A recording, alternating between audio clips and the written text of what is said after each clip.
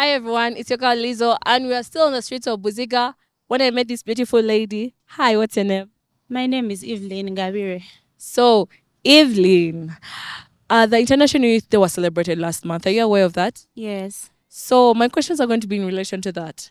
So, the government and the president himself, in his speech, he spoke about how they have brought out different strategies, initiatives, programs to help the youth.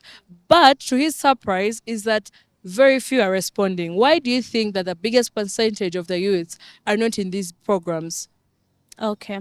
So some of the youth are not even aware of this information, especially the youth that live down in the remote areas, some of them who don't have access to maybe television, radio, or internet.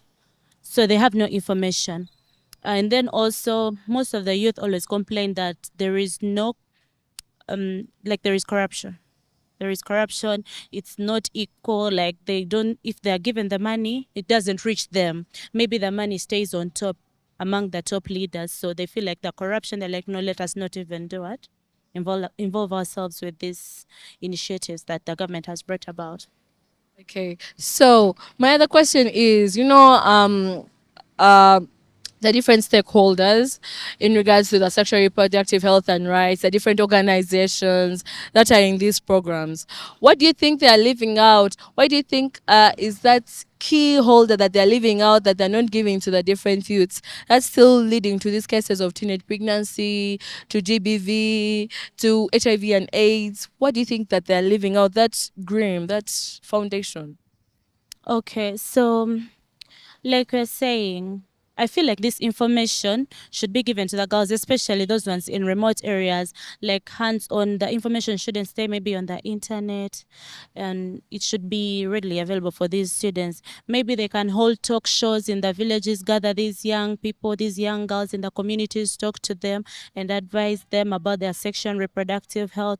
Maybe in that way it will help reduce the teenage pregnancies. Also, making some services available and free, because most of these youths don't have money, like contraception.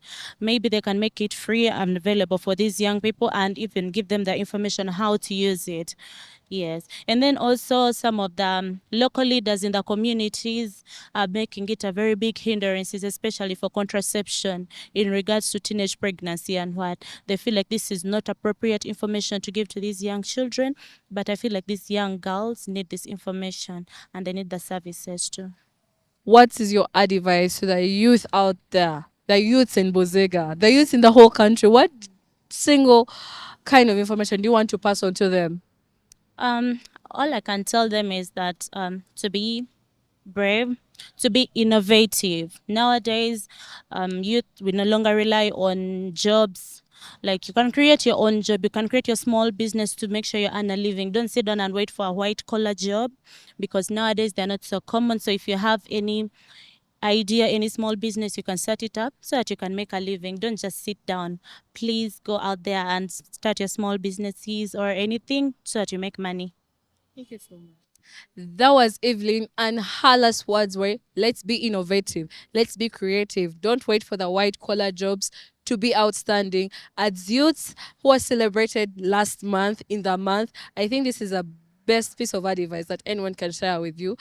And we're still on the street of Buziga, and I would say this is the best street cast that we have ever had. And thank you to all the people who have been part of it. And ciao.